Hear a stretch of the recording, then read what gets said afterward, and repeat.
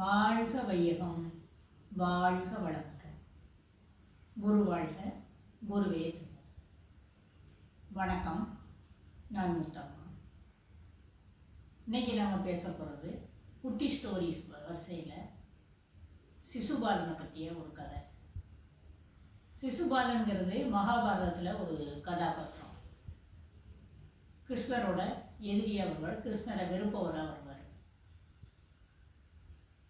அவரை பற்றி கொஞ்சம் பார்க்கலாம். கிருஷ்ணர்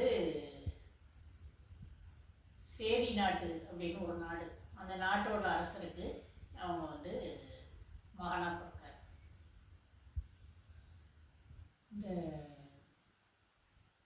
சிசுபாலன் பிறக்கும்போது பார்த்தா 4 கையோடையும் 3 கண்ணோடையும் பிறப்பார். இதை பார்த்தோன்னே அங்கே எல்லாருமே பயந்துருவாங்க. அந்த குழந்தைய கொண்டு காட்டில் விட்டு வந்துடுவோம் அப்படின்னு எல்லாரும் முடிவு பண்ணுவாங்க. அப்போ முடிவு பண்ணும்போது ஒரு அசரீரி கேட்கும், வானத்திலேருந்து ஒரு சத்தம் மட்டும் கேட்கும். அது அசரீரின்னு சொல்லுவாங்க.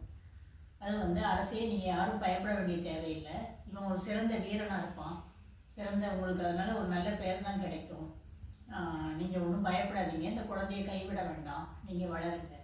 ஆனால் இவனுக்கு யார் கையால் சாவோ அவனோட மடியில் உட்காரும்போது இவனோட அதிக உறுப்புகள் மறைஞ்சிரும் அப்படிங்கிறாங்க. அப்படின்னா இவருக்கு 4 கை இல்லை, அப்போ இந்த எக்ஸ்ட்ரா 2 கையும் எக்ஸ்ட்ரா இருக்க ஒரு கண்ணும் இவரோட எதிரி கையில் மடியில் உட்காரும்போது மறைஞ்சிரும் அப்படின்னு சொல்கிறாங்க. ஒன்று சரி அப்படின்னு சொல்லிட்டு இவங்க குழந்தைய வச்சுருக்காங்க. இதுக்கு இடையில நிறைய நாடுகளுக்கு இந்த பேச்சு பரவுது. இப்படி ஒரு அதிசய குழந்தை பிறந்திருக்கான்னு எல்லா நாட்டு மன்னர்களும் பார்க்க வராங்க. பார்க்க வரும்போது இவங்களும் எல்லாரும் அந்த நாட்டு அரசர்கள் மடியில் இந்த குழந்தைய அவங்க உட்கார வைக்காங்க.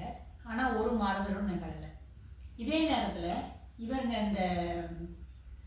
இந்த சிசுபாலனோட அம்மா கிருத்த சுபான்னு பேர். அவங்க யாதவ நாட்டை சேர்ந்தவங்க, அதாவது கிருஷ்ணருக்கு அத்தை. கிருஷ்ணரோட அப்பா வசுதேவருக்கு தங்கச்சி. குந்தி தேவி, பாண்டவர்களோட அம்மா குந்தி தேவி ஒரு சகோதரி, இவங்க ஒரு சகோதரி. அதனால அத்தை முறை அவங்களுக்கு கிருஷ்ணருக்கு. ஒன்று கிருஷ்ணர், பலராமர் அவங்க எல்லாருமே குழந்தைய பார்க்க வராங்க.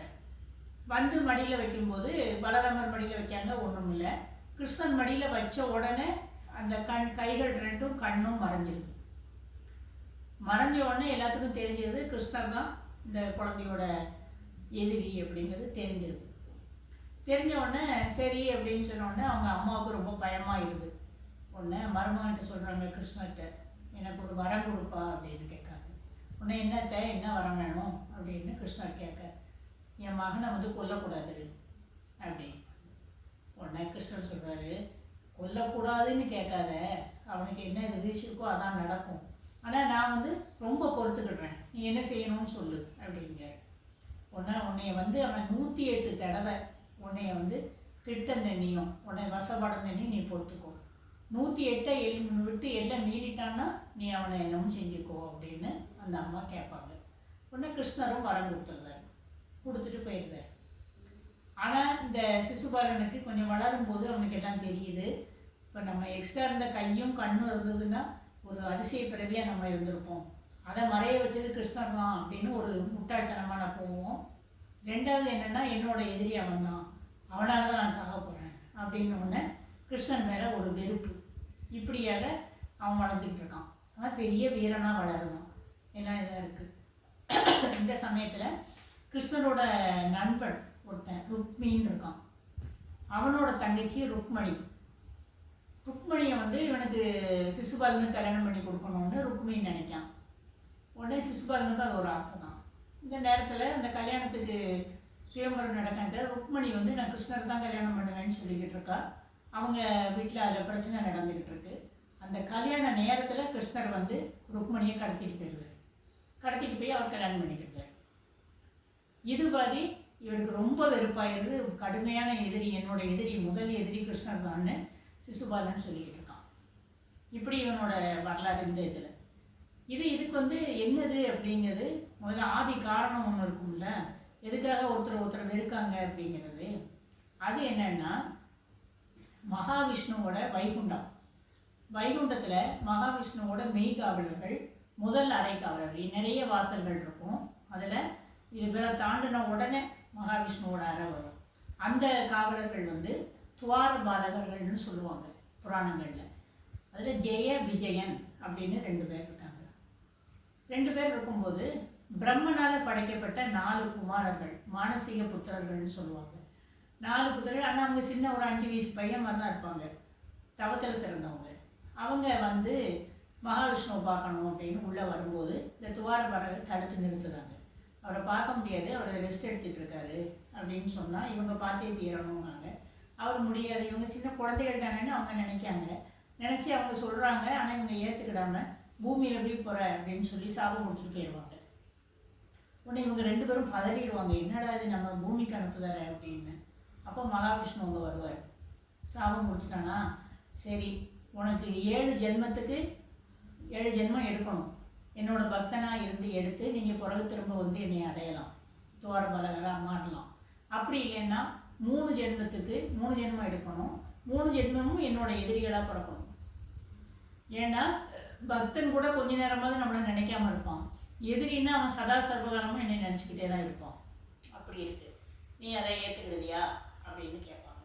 நீ என்னவா பிறக்க போகிறீங்க அப்படின்னோட 2 பேரும் ஒரே குரலில் சொல்லிடுவாங்க, நாங்கள் வந்து உங்களுக்கு எதிரியாகவே பிறக்கோம், பிறந்து 3 ஜென்மத்தில் முடிவில் நான் வந்து உங்களை அடையிற மாதிரி எங்களுக்கு செய்யுங்க அப்படின்னு கேட்பாங்க.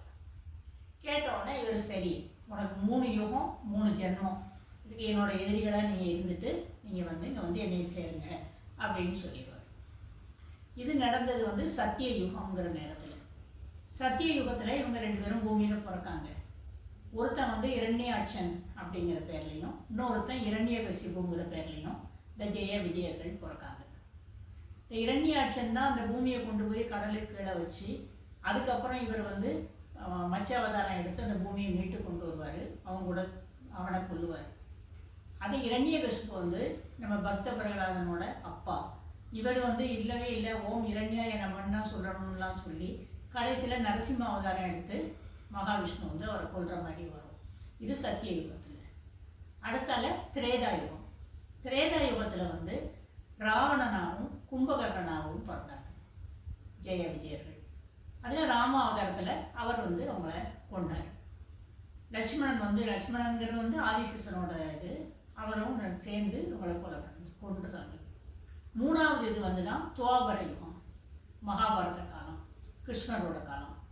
அதில் வந்து சிசுபாலனாகவும் தண்டவக்ரன் அப்படிங்கிற பேர்லையும் பிறக்காங்க.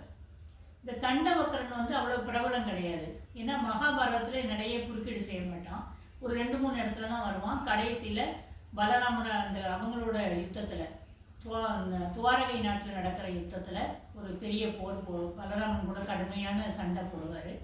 முடிவில் கிருஷ்ணரால் கொல்லப்படுவார் தண்டவக்ரன். அது அவரோட இது. அப்படி சிசுபாலன் தான் மகாபாரதத்தில் நிறைய வராங்க. இவனுக்கு வந்து தன்னோட நான் கல்யாணம் பண்ண வேண்டிய பொண்ணை அவர் கொண்டு போய் கல்யாணம் பண்ணிக்கிட்டா இருந்தது ஒன்று, நம்ம என்னோட எதிரி இவர் தாங்கிறது ஒன்றில் அவர் நடிகை இருக்கார். இப்போது பாண்டவர்கள் வந்து அந்த பழைய சிசுபாலன் கதைக்கே வரும். பாண்டவர்கள் வந்து ஒரு ராஜசூய யாகம்னு பெரிய யாகம் பண்ணி இந்திரபிரஸ்த நகரம் அப்படின்னு தேவசிற்பியால் கட்டப்பட்ட ஊரில் நடத்துகிறாங்க. அதுக்கு எல்லா நாட்டு அரசர்களையும் வரவேற்று நிறைவு பண்ண போகிறாங்க. அப்போது இவங்க எல்லோரும் வந்திருக்காங்க, கௌரவர்கள் வந்திருக்காங்க, திருதராஷ்டிரன் முதலியான எல்லா நாட்டு அரசர்களும் வந்திருக்காங்க, சிசுபாலனும் அந்த இடத்துல இருக்காங்க. அப்போ யாகம் முடிய போகுது. அப்போ வந்து தர்மர் கேட்காரு பீஷ்மரை பார்த்து, முதல் மரியாதை கொடுக்கணும்ல, யாருக்கு கொடுக்கணும் தாத்தா அப்படின்னு பீஷ்மர்கிட்ட கேட்காரு. இன்னும் பீஷ்மர் சொல்கிறாரு, சர்வ லோகத்துலேயும் எங்கேயும் சிறந்தவன் கிருஷ்ணன் தான், நீ கிருஷ்ணனுக்கு முதல் மரியாதையை கொடு அப்படின்னு சொல்கிறாரு. சொன்ன உடனே சரின்னு சொல்லிட்டு தர்மர் எல்லாம் செய்ய போகிறாரு. உடனே இவன் எழுந்திடலாம் சிசுபாலன், நீ அவனுக்கு கொடுக்கலாம் வைக்கலான்னு சொல்லி ஒரே சண்டை. கிருஷ்ணரை வசை பாடுதார். கிருஷ்ணர் அவர் பாடி சிரிச்சுட்டே இருக்கார், எண்ணிக்கிட்டே இருக்கார். கடைசியில் தர்மரை திரௌபதியை எல்லாத்தையும் இழந்து பேசி எல்லாம் நடந்தோடனே எல்லாரும் சமாதானம் சொல்லுவாங்க, வைக்காங்க, ஒருத்தரும் கேட்கல. கடைசியில் அரசர்கள்லாம் சேர்ந்து சிசுபாலனை வெட்ட போயிடுவாங்க. உடனே கிருஷ்ணர் வந்து நிறுத்தி எல்லாத்தையும் சமாதானம் பண்ணிட்டு பார்த்துட்டு இருக்காரு. அப்புறம் இவன் திரும்ப சொன்ன உடனே இவர் எண்ணிக்கிட்டே இருக்காரு, 108 தாண்டிட்டு தாண்டின உடனே தன் கையில் இருக்கிற சக்கரத்தை எடுத்து அவருக்கு சிசுபாலன் மேலே எழுதியிருக்காரு. ஆனால் அவர் கழுத்தை அறுத்து அவன் விழுந்துடணும். விழுந்த உடனே இவன் உடம்புலேருந்து ஒரு ஒளி புறப்பட்டு கிருஷ்ணரோட உடம்புல போய் சேருது. ஏன்னா அவரோட 3 ஜென்மம் முடிஞ்சு அவர் பழையபடி துவாரபாலராக போகிறதா காட்சி. அப்போது எல்லாரும் என்ன சொல்கிறாங்க, ஒரு பெரிய சகாப்தம் முடிஞ்சிருக்கு ஒன்று. 2வது ராஜசூயம் நடந்த இடத்துல இவ்வளோ ஒரு கொலை நடக்கணுமா, இந்த இடத்துல செய்யலாமா அப்படின்னு கேட்டதுக்கு சிசுபாலன் வந்து நிறைய வசப்பாடி இருக்கான், எனக்கு நிறைய செஞ்சுருக்கான். ஆனால் இந்த நேரத்தில் அவனுக்கு இந்த ராஜசூய யாகத்தில் இந்த பிராமணர்களோட மந்திரங்கள் இதெல்லாம் கேட்டு அவனுக்கு நிறைய புண்ணியங்கள் இப்போ ஏறி இருக்கு. இதை வந்து அவன் இழக்கிறதுக்கு முன்னாடி நான் அவனை வந்து தடுத்தாட்கொண்டா தான் அவன் திரும்ப துவாரபாலராக வர முடியும். இல்லைன்னா திரும்ப 100 ஜென்மத்துக்கு போயிடுவான். அதுக்கு தான் அந்த இடத்துல வச்சு நான் இதை பண்ணினேன் அப்படின்னு பகவத்கீதையில் கிருஷ்ணர் வந்து விளக்கம் கொடுக்குறாரு. அப்போ இதில் இன்னொன்று சொல்கிறாரு, நம்ம பக்தனாக இருக்கிறவன் சாமி கும்பிடுவான், எல்லாம் நினைப்பான். ஆனால் மற்ற எண்ணங்களின் போது அவனோட மனம் வந்து மாறுபடும். ஆனால் எதிரியாக நினைக்கிறவன் சதா சர்வகாலமும் அவன் நினச்சிக்கிட்டு இருப்பான். நல்லதாக நினைக்கானோ கெட்டதாக நினைக்கானோ, ஆனால் என்னையை நினச்சிக்கிட்டே இருப்பான்.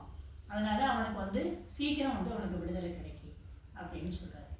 இப்போ இந்த சிசுபாலன் கதையிலையும் அவரோட 3 ஜென்மத்தில் 3 அடக்கதையும் பார்த்தாலுமே அவங்க எவ்வளோ தூரம் இது பண்ணி ஆனாலும் அவங்களுக்கு பகவானோட அனுக்கிரகம் கிடைச்சிருக்கு. எது நடந்தாலும் நம்ம இறைவனை வந்து நம்ம பின்பற்றினோம்னா, அவரோட பாதத்தை பிடிச்சிக்கிட்டோம்னா நமக்கு நல்லதே நடக்கும் அப்படிங்கிறது இந்த கதையோட நீதி. இதை நம்ம தெரிஞ்சுக்கிட்டு நம்ம இதன்படி வாழணும்னு கேட்டுக்கிட்டு இந்த கதையை நிறைவு செய்து கொள்கிறேன். நன்றி, வணக்கம், வாழ்க வளமுடன்.